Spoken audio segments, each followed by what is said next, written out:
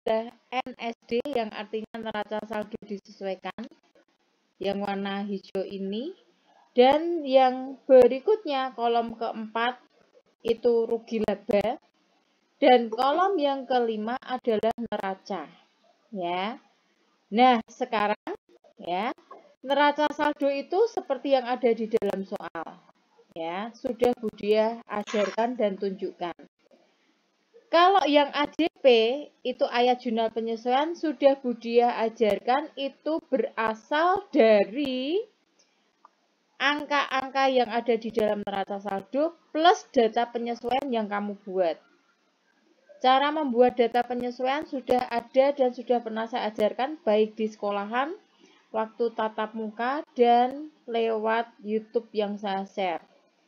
Maka, ya, ketika neraca saldo dan AJP ini sudah ada angkanya, baru yang ketiga adalah NSD, neraca saldo disesuaikan. Di mana, ya, angka yang dilihat adalah dari kolom neraca saldo dan di AJP. Dengan tetap memperhatikan konsep, ya, debit bertemu debit nanti plus, debit ketemu kredit min, kredit ketemu kredit plus, kredit ketemu debit min. Misal seperti ini, contoh, ya ini saya review sebentar. Ya, sebenarnya sudah pernah saya sampaikan.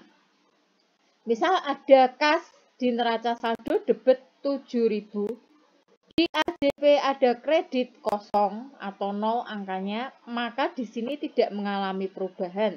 Sehingga di kolom NSD bagian yang hijau itu tetap ditulis 7.000 bagian debit. Yang kedua, contoh, piutang di neraca saldo ada angka debit 3.000, tapi di AJP ada angka kredit 350. Maka debit ketemu kredit menjadi min, ya. Sehingga hasilnya debit 3.000 kurangi kredit 350 sama dengan debit 2650. Itu yang kita tulis di NSD. Nah, kolom-kolom ini kamu hitung semuanya berdasarkan dari data yang sebelumnya. Kalau betul, kamu berarti jumlahnya harus sama dan seimbang. Karena di neraca saldonya ini sama, di AJP-nya sama, ketemunya, maka di NSD juga sama. Kalau ada yang tidak sama, berarti kemungkinan ada kesalahan, kamu cek dari soalnya. Itu yang perlu kalian ketahui. Ya, ini seperti ini.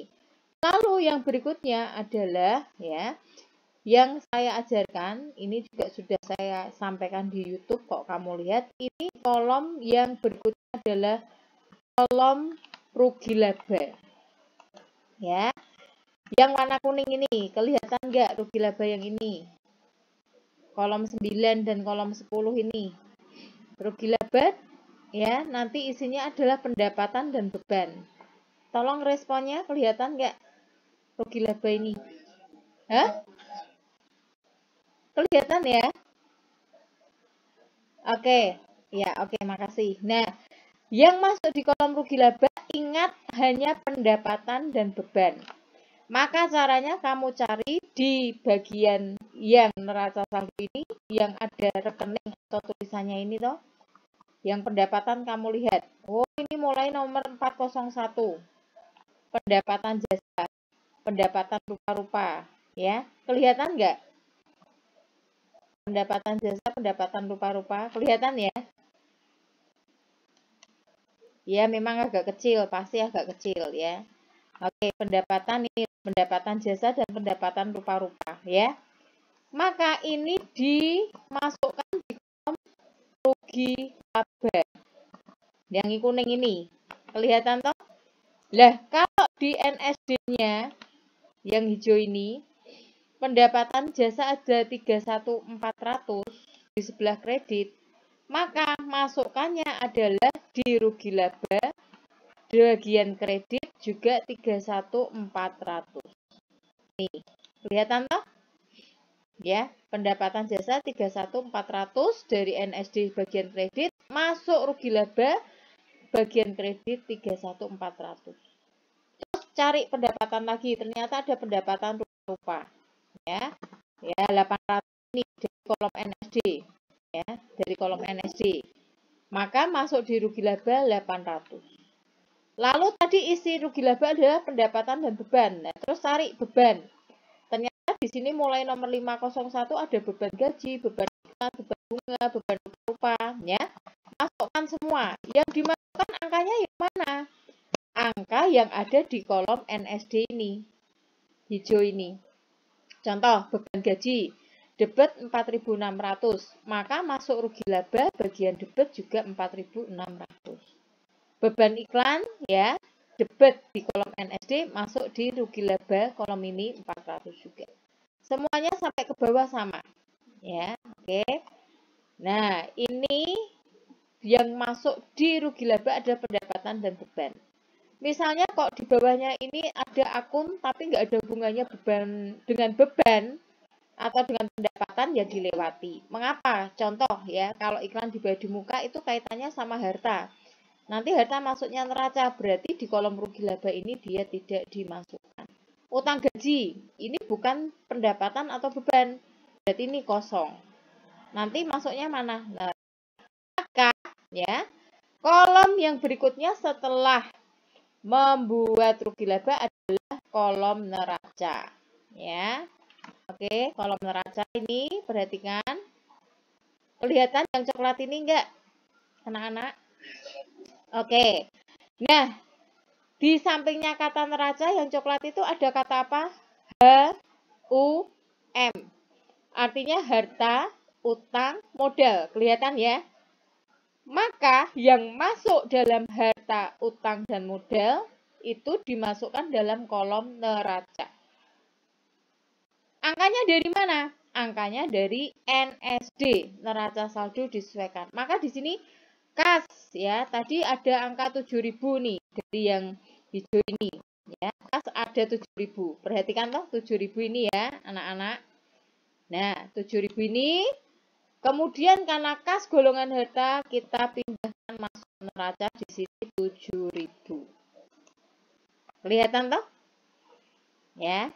Terus piutang itu juga harta, masa masukkan neraca HUM. Sewa dibayar di muka, golongan harta, masukkan HUM ya. Jadi di bagian neraca. Perlengkapan juga 200 dan seterusnya. Ini setelah itu dijumlahkan.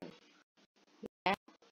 Oke. Nah, sekarang bukti kalau kamu menjumlahkannya benar itu adalah nanti di bagian rugi laba itu saldonya ada 15.580 ya. Karena itu saldo antara debit kredit ya, beri tanda kuning. Dan di neraca juga sama akan naik 15.580. Selisih debit dan kreditnya. Sehingga jumlah terakhirnya juga seimbang. Oke, nampak nggak semuanya? Nampak ya? Oke, 15.580 nampak ya? Seperti ya, harus seimbang sehingga nanti ketika diuraikan lagi jadi 10 kolom seperti ini. Ya. Oke. Ini jadi 10 kolom. Ya. Oke, jadi seperti ini. Kelihatan ya? Ini kecil-kecil tapi ada neraca saldo, AJP, NSD, rugi laba, dan neraca. Jumlahkan semuanya ke bawah, ini jumlahnya kalau seimbang seperti ini benar. Nanti kalau semua kelas sudah dapat semua baru saya share ya. Karena saya targetnya semua dapat dulu ya supaya memperhatikan. Sampai di sini ada pertanyaan enggak? Kalau tidak ada, saya hari ini paling tidak menunjukkan cara membuat laporan rugi laba ya. Karena assignment Camilomu sudah sampai di mengerjakan laporan rugi laba. Caranya seperti ini ya. Yang ada di kolom rugi laba itu tadi apa isinya? Pendapatan dan beban ya. Oke, pendapatan dan beban. Maka ini kita membuatnya laporan rugi laba adalah isinya pendapatan kurangi beban. Pertama ditulis pendapatan itu apa saja. Tadi ada pendapatan dan pendapatan diterima di muka. ada angkanya. Ya. Pendapatan diterima dari kolom ini kan tadi ada ini 1.200 ya dan 31.400 ini kolom rugi laba ya. Maka masukkan di sini 1.200 dan 31.400 ini pendapatannya. Ketemu 32.600 ya. Terus pendapatan lagi enggak ada ya. Lalu masukkan beban-bebannya. Ada beban gaji, iklan, bunga, rupa-rupa. Beban gaji, iklan, bunga, rupa-rupa. Masuk. 4.600, 400, 1.400, 1.600. Masukkan semua angkanya. Ya. Lalu ada beban perlengkapan, beban penyusutan peralatan, beban penyusutan gedung, beban sewa. Sampai di sini ada angka 600, 620, 6.000, 1.250. Cocok. Ya. Terus beban gaji 1.000. Kemudian terakhir beban kerugian utang ini ada 350 ya. Total bebannya adalah 17.820 ya. Nah ini nanti pendapatannya berapa dikurangi dengan bebannya. Nah ini jadilah yang namanya laporan rugi laba ya. Tapi kalau jumlahnya tidak benar berarti ada kesalahan, nanti ditulis lagi. Oh, ini ada satu pendapatan yang belum masuk. Pendapatan rupa-rupa ya. Pendapatan rupa-rupa itu ada angka 800 ya. 800 sampai di sini. 800 ya, bentar. 800. 800. Oke. Nah, ini berarti jumlahnya berbeda. Ya. Jumlahnya 33.400, kemudian jumlah seluruh beban 17.820. Ini labanya ketemu 15.580 ya. Bentar. Nih, ketemunya 15.580. Oke ya. Nih 15.580. Laporan rugi laba ya. Nah, kalau kamu lihat di kertasnya tadi ya, yang ini perhatikan laba dulu ya. Ini tak beri warna merah ini. 15.580 ya. Nih. 15.580. Kalau kita geser ke kertas kerjanya tadi, bagian rugi laba yang ini ya, kali satunya angkanya berapa? 15.580. Berarti sama ya. Kalau sama dengan yang dibuat laporannya tadi benar. Ya, itu cara membuat laporan rugi laba atau laporan keuangan rugi laba setelah neraca saldo. Jadi laporan keuangan rugi laba ya, setelah kertas kerja 10 kolom itu yang dimasukkan hanyalah pendapatan dan bebannya saja.